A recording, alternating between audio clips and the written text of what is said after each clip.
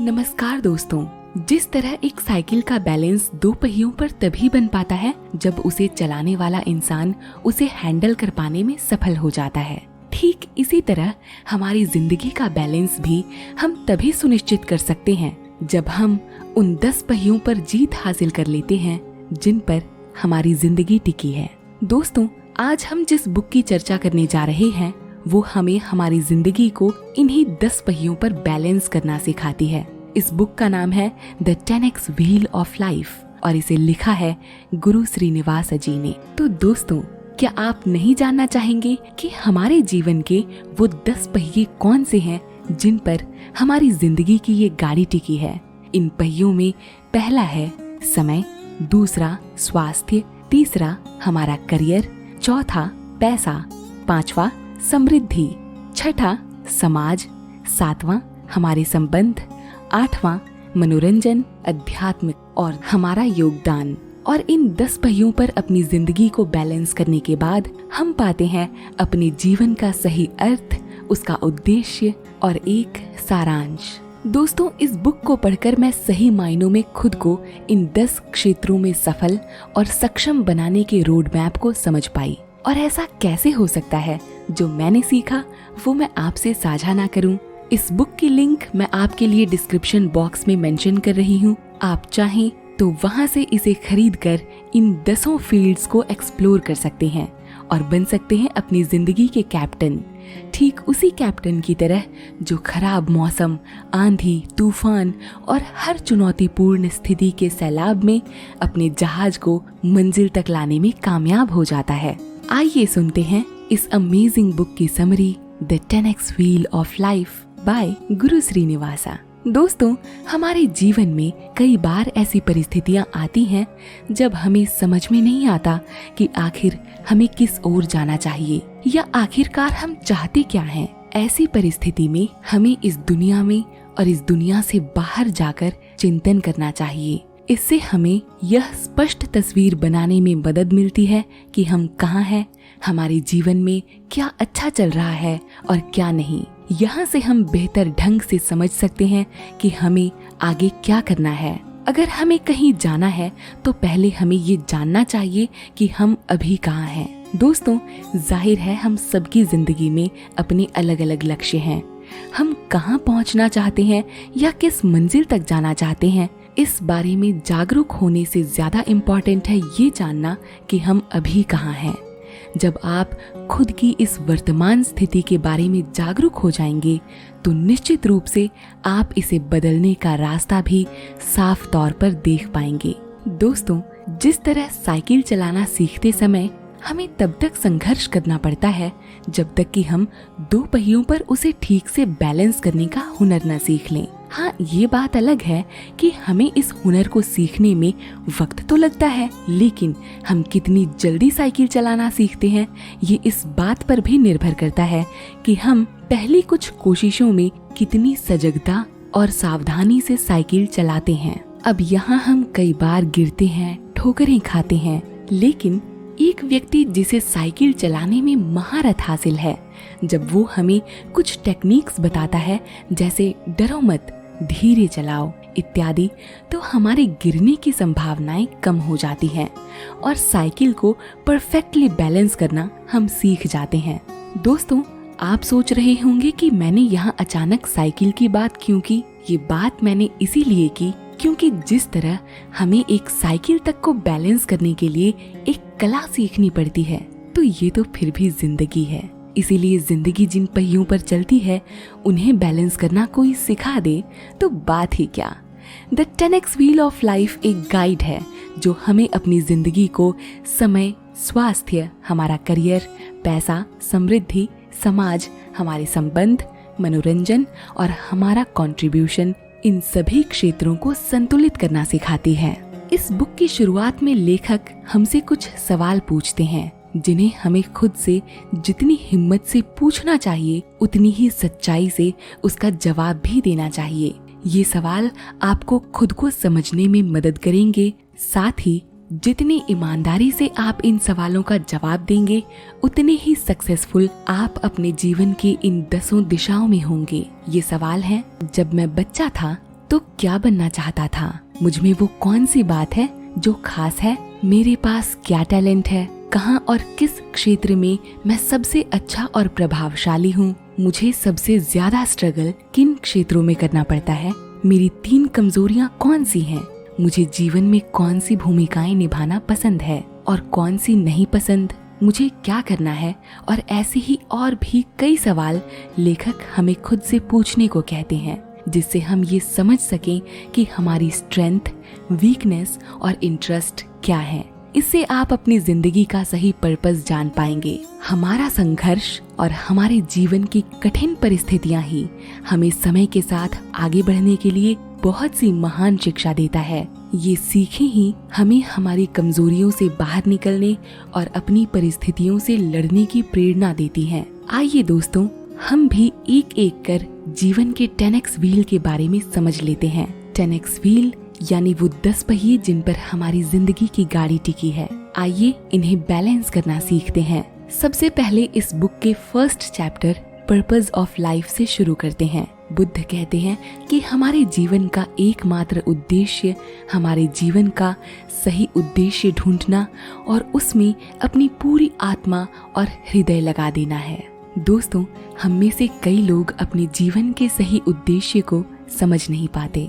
Writer कहते हैं कि जब हम एक समाज में रहते हैं तो हम अक्सर समाज के बनाए नियमों और दायरों में खुद को सीमित करते चले जाते हैं। फिर हम उनके अनुसार जीने के आदी हो जाते हैं और उस समाज के मानदंडों के अनुसार तय किए गए सम्मानजनक लक्ष्यों को ही हासिल कर खुश होने की कोशिश करते हैं। लेकिन यहाँ हमें वास्तव में खुद से ये पूछना चाहिए कि क्या हम खुश हैं? अगर हमें अपने जीवन का उद्देश्य नहीं मिलता तो बहुत सारा धन भी कभी कभार बोझ बन जाते हैं। हम कैसे जाने कि हमारे जीवन का उद्देश्य क्या है? लेखक इस बारे में लिखते हैं कि हमारे जीवन का उद्देश्य हमारा वो सफर होता है जिसे हम खुद चुनते हैं। इसे पा लेना किसी भी आकांक्षा के पूरे हो जाने और बड़ी बड़ी अचीवमेंट्स हासिल कर लेने से भी कहीं आगे है। इसे जानने के लिए आपको अपने अंदर गहराई से उतरने और ये जानने की जरूरत है कि आखिर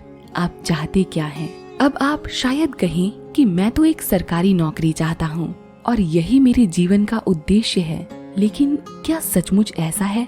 राइटर का मानना है कि हमारे उद्देश्य और लक्ष्य के बीच एक बड़ा अंतर होता है। आपका लक्ष्य यानी आपकी एक सरकारी नौकरी की चाह रखना आपके बेहतर जीवन की एक जरूरत है, आपके जीने का उद्देश्य नहीं। इस उद्देश्य को ढूंढने के लिए आपको अपने दिमाग से जुड़कर अपनी रुचियों और खुद में छुपी कला को ढूंढना होगा। आपके जीवन के कई उद्देश्य हो सकते हैं, लेकिन असल उद्देश्य आपको शांति, सुकून और सांत्वना देगा। दोस्तों, इसके बाद बुक में ऐसी कई तकनीकें बताई गई हैं जिनसे हम अपने जीवन के सही उद्देश्य को समझ सकते हैं। बढ़ते हैं इस बुक के अगले कुछ पन्नों की ओर, जहां लेखक हमें अपने जीवन में समय के पहिए को मजबूत करने की बात करते हैं। क्या आप अपना टाइम मैनेज करते हैं? क्या सक्सेसफुल होने के लिए टाइम मैनेज करना जरूरी है? आप अपने टाइम को मैनेज करने के लिए किस प्रैक्टिकल टेक्निक का इस्तेमाल करते हैं? आप किस प्रोसेस को फॉलो करते हैं एक फ्रूटफुल रिजल्ट पाने के लिए? क्या आप खुद को एक ऐसा व्यक्ति कह सकते हैं जो अपने सारे काम समय पर पूरा करते हैं? अपने किसी एक चुनौतीपूर्ण या चैलेंजिंग काम के बारे में बताइए जिसे आपने कम से कम समय में पूरा किया। क्या कभी कभार ना कहना सही है? इसी तरह के कुछ सवालों से ये बुक पहले आपसे पूछती है कि समय के बारे में आपके क्या विचार हैं, और फिर आपको टाइम मैनेज करने के बहुत सारे प्रैक्टिकल तरीके सिखाती है। जैसे सबसे पहले लेखक हमें आइजनहावर मैट्रिक्स के जरिए टाइम मैनेज करना सिखाते हैं। इस मैट्रिक्स के अनुसार जो काम अर्जेंट हैं और इम्पोर्टेंट भी हैं, उन्हें सबसे पहले कंप्लीट कीजिए, और जो इम्पोर्टेंट हैं लेकिन फिलहाल अर्जेंट नहीं हैं, उन्हें बाद के लिए शेड्यूल कर दीजिए। अब आते हैं वो काम जो इम्पोर्टेंट तो फिलहाल नहीं है, लेकिन उन्हें पूरा करना अर्जेंट है, जरूरी है। ऐसे कामों को हो सके तो किसी और को सौंप दीजिए। अंत में वो काम जो ना तो इम्पोर्टेंट है और ना ही अर्जेंट, ऐसे कामों को डिलीट कर दीजिए। टाइम मैनेज करते समय जो सामान्य गलतियां हम करते हैं, उनमें से कुछ है हमारे गोल्स का सेट ना होना, कामों को गलत तरीके से शेड्यूल करना, ब्रेक न लेना, अपने ऊपर जरूरत से ज्यादा बोझ डालना और व्यस्त हो जाना, कामों को ठीक तरह से प्रायोरिटाइज नहीं कर पाना। दोस्तों, लेखक हमें इन गलतियों से बचने के सबसे प्रभावी उपाय बताते हैं। इसके बाद बुक में होलिस्टिक हेल्थ की बात की जाती है, जहां लेखक पहले हमारे स्वास्थ्य की स्थिति जानते हैं और फिर हमारे शरीर, मन, भावनाएं, अध्यात्म और समाज के बीच एक संतुलन कैसे बनाया जाता है ये सिखाते हैं। होलिस्टिक हेल्थ यानी आपका समग्र स्वास्थ्य। लेखक का मानना है कि हमारे मन को हमारे शरीर से अलग करके नहीं देखा जाना चाहिए, क्योंकि जब हम अपने शारीरिक स्वास्थ्य में सुधार करते हैं तो हमारे भावनात्मक और मानसिक स्वास्थ्य में अपने आप ही सुधार आ जाता है। जैसे रोज सुबह एक्सरसाइज करना न केवल आपके दिल और फेफड़ों को मजबूत करता है, बल्कि एंडोर्फिन हमारे शरीर में कुछ ऐसे केमिकल्स रिलीज करता है जो हमें पूरे दिन एनर्जेटिक रखने में मदद करते हैं और हमारे मूड को भी पॉजिटिव रखते हैं। ऐसे ही कई रोचक बातों के साथ हमें लेखक शारीरिक, मानसिक और आध्यात्मिक स्वास्थ्य की बेहतरी के टिप्स देते हैं। इसके बाद प्रश्न आता है हमारे करियर का। एक बहुत ही शानदार पंक्ति से इस चैप्टर की शुरुआत होती है, if you can dream it you can do it. हम सबकी अपनी पसंद होती है और ये जरूरी है कि अपनी जिंदगी के इस सफर में हम अपनी पसंद का काम ढूंढें जो हमारे जुनून को पूरा करे। आपका करियर डिसीजन पूरी तरह से आपका अपना निर्णय होना चाहिए। ये हमारी जिंदगी का एक अहम पहलू है। ऐसे में इस पहलू को नजरअंदाज कर हम कई बार कुछ ऐसे फैसले ले लेते हैं जो हमारे करियर की चाह को खत्म ही कर देता है। लेकिन ये बुक आपको एक सही राह दिखा सकती है अपने करियर के लिए एक सही कदम उठाने को। अपने जीवन का आधा समय हम किसी न किसी जॉब को करने में बिता देते हैं, लेकिन अगर ये जॉब हमें पसंद नहीं तो हमारे जीवन का बाकी समय जैसे रातों की नींद और दिन के सभी काम सब कुछ प्रभावित होने लगते हैं। इसीलिए ये जरूरी है कि हमारी जॉब हमारे करियर से मेल करे, जहाँ काम करना हम एंजॉय करें, ताकि हम अपना पूरा जीवन हंसी खुशी से बिताएं। अगर आप अपने करियर के प्रति सही फैसला लेने में कठिनाइयों का सामना कर रहे हैं तो मैं आपको ये बुक पढ़ने की सलाह जरूर दूंगी। The 10x wheel of life आपको एक सही करियर चुनने में मदद करेगी और वहाँ तक पहुँचने का सही रास्ता भी प्रशस्त करेगी। I promise. करियर के बाद बुक में बात की जाती है पैसों की। जी हाँ, You must gain control over your money or the lack of it will forever control you। ये सच है, अगर हम अपने पैसों पर एक सही कंट्रोल न हासिल करें तो उसकी कमी हमें कंट्रोल करने लगती है। पैसों के बारे में हमारे क्या विचार हैं, ये जानने के लिए बुक में राइटर हमारा टेस्ट कुछ साइकोलॉजिकल क्वेश्चन से करते हैं, जैसे पैसा सभी बुराइयों की जड़ है, हाँ या ना। मैं अपनी गरीबी में जितना स्पिरिचुअल हूँ, आध्यात्मिक हूँ, पैसा आ जाने पर शायद इतना स्पिरिचुअल ना रह पाऊँ, हाँ या नहीं। बहुत से लोग पैसा कमाने के लिए गलत काम करते हैं, हाँ या नहीं। अमीर बनने के लिए बहुत सारा कष्ट और संघर्ष सहना पड़ता है, हाँ या नहीं। मैं अमीर बनने के लायक हूँ, हाँ या नहीं। इसी तरह के कुछ ऐसे सवाल जो मजबूर कर देंगे पैसों के प्रति आपकी मानसिकता बाहर लाने में। इसके बाद लेखक कुछ ऐसी स्ट्रेटेजीज बनाना हमें सिखाते हैं जिनसे अधिक से अधिक धन अर्जित किया जा सकता है। अक्सर पैसा और वेल्थ को एक ही नजर से देखा जाता है, लेकिन दोनों में अंतर है। पैसा हमारी वेल्थ यानी संपत्ति का एक मीन्स है, साधन है, लेकिन पैसा होना यह सुनिश्चित नहीं कर सकता कि हमारे पास संपत्ति है, क्योंकि यह संभव है कि आप बहुत पैसा कमाते हो लेकिन आपकी देनदारियां भी उतनी ही हों, यानी जितना कमाया उतना गंवाया। एक सही बजट बनाकर और ऐसी स्ट्रेटेजीज जो हमारी इनकम को बढ़ा देती हैं, से हम सही मायनों में अपने पैसों से संपत्ति अर्जित कर सकते हैं। आगे इसी से रिलेटेड एक चैप्टर है जिसका नाम है वेल्थ, जिसके बारे में अगर मैं एक वाक्य में बताना चाहूँ तो वो ये होगा, wealth moves from those who do not manage it to those who do. यानी अगर हम अपनी संपत्ति को ठीक से मैनेज नहीं करते तो यह खिसक कर उनके पास चली जाती है जो यह कर पाते हैं। आप सब समझदार हैं और समझदार के लिए इशारा ही काफी है। तो ये चैप्टर पूरी तरह से आपको अपनी वेल्थ यानी संपत्ति को मैनेज करना सिखाता है। अब तक हमने अपने जीवन के 6 पहियों को मजबूत करने के बारे में जान लिया। अब बढ़ते हैं 7वें पहिए की ओर, और ये है कम्युनिटी, यानी एक समुदाय या समाज। आप YouTube पर हैं तो आप भी एक कम्युनिटी का हिस्सा हैं। यहाँ हम नेटवर्किंग के माध्यम से जुड़े हैं। ये पहलू बहुत जरूरी बन जाता है क्योंकि हमारी कुछ बुनियादी जरूरतें होती हैं, जैसे रोटी, कपड़ा और मकान। इनमें नींद भी एक बड़ी जरूरत है, लेकिन यहाँ हम एक और जरूरत को नजरअंदाज कर देते हैं, जो है रिलेशनशिप्स, यानी हमारे संबंध। ये संबंध हर जिंदगी में जरूरी होते हैं, जो हमारे अस्तित्व में एक अर्थ जोड़ते हैं। इन्हीं संबंधों को सुनिश्चित करने के लिए हम नेटवर्किंग की दुनिया से जुड़ते हैं। लेखक हमें एक सही नेटवर्क बनाने के लिए बरती जाने वाली सावधानियों के प्रति सचेत करते हैं और इसे स्ट्रेंथन यानी मजबूत करने के लिए भी 3 स्टेप्स बताते हैं। ये 3 स्टेप्स हैं bridging silos, calculations and measures और identifying energisers and de energisers. First step में हम अपने नेटवर्क में आने वाले रिलेशंस को प्रायोरिटाइज करते हैं।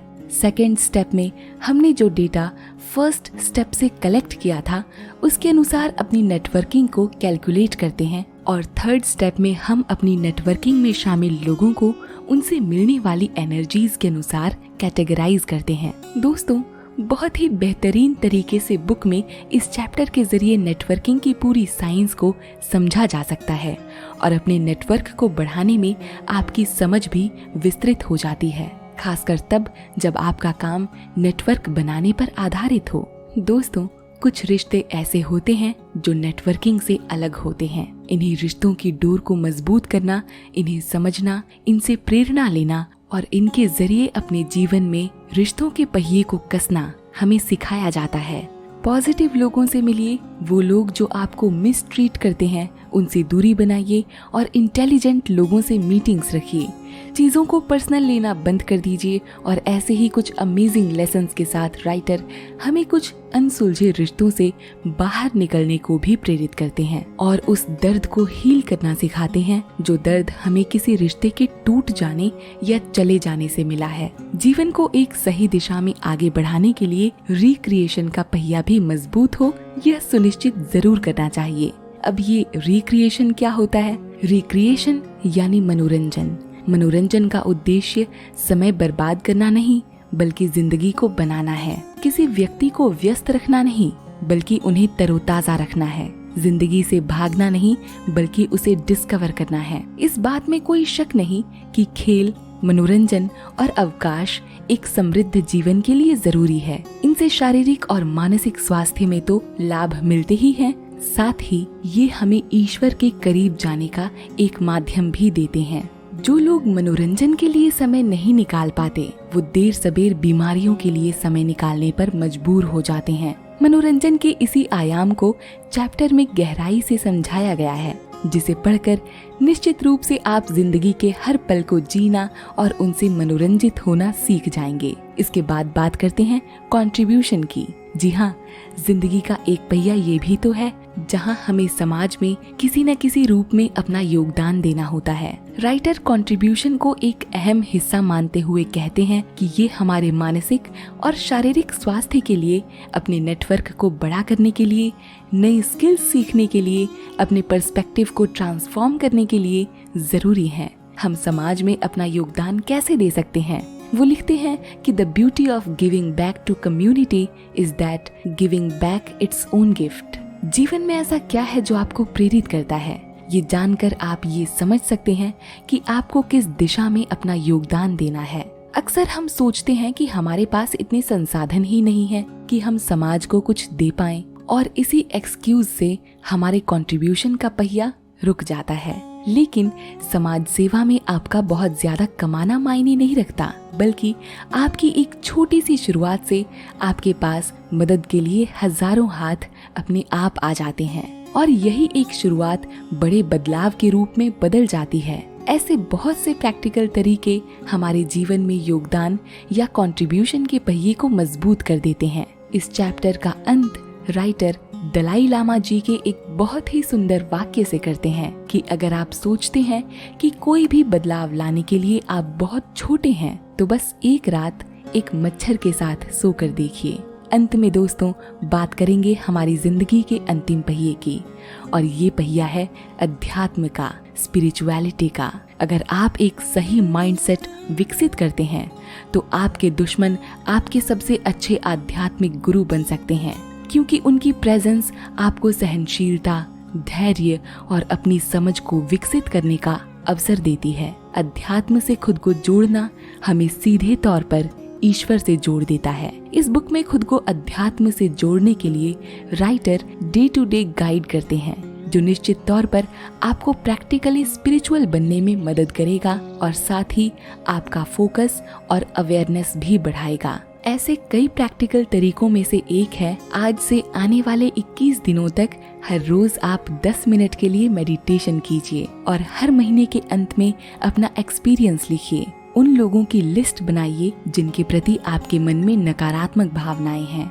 आपको जिन चीजों का पश्चाताप है उन गिल्ट्स की लिस्ट बनाइए, अचीवमेंट्स की लिस्ट बनाइए और ऐसी 3 परिस्थितियां जिन्हें आप डिजर्व नहीं करते उनकी भी लिस्ट बनाइए। इसके बाद हर रोज के लिए बुक में हमें टास्क असाइन किए गए हैं, जिन्हें परफॉर्म करके आप स्पिरिचुअलिटी से जुड़ जाते हैं। दोस्तों ये बुक हमारे जीवन को इन्हीं 10 पहियों पर बैलेंस करके खत्म हो जाती है। लेकिन 1 मिनट, हमने अपने सारे पहिए कस तो लिए, लेकिन अब ये चेक करना भी तो जरूरी है कि हमारी जिंदगी की गाड़ी ठीक से चल भी रही है या नहीं। ये जानने के लिए हमें अपने लाइफ की ऑडिटिंग करनी चाहिए। ऑडिट मतलब ये जांचना कि हम कहाँ थे और अब हम कहाँ पहुँच गए हैं। हमारी जिंदगी की गाड़ी सभी 10 पहियों पर ठीक से चल रही है या नहीं। इन्हीं सब का इवैल्यूएशन या मूल्यांकन हमें करना चाहिए। अपनी हैबिट्स को इवैल्यूएट करना चाहिए और आगे बढ़ते रहना चाहिए।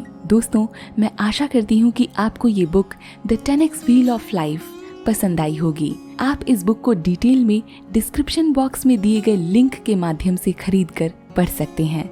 आप सभी को 10x व्हील यानी जिंदगी के 10 पहियों पर काम करने के लिए ऑल द बेस्ट। इस गाड़ी को अपने जीवन के सही उद्देश्य तक पहुंचाना ही इस गाड़ी का गंतव्य है। Thank you so much for listening this amazing book summary the 10x wheel of life by Guru Srinivasa.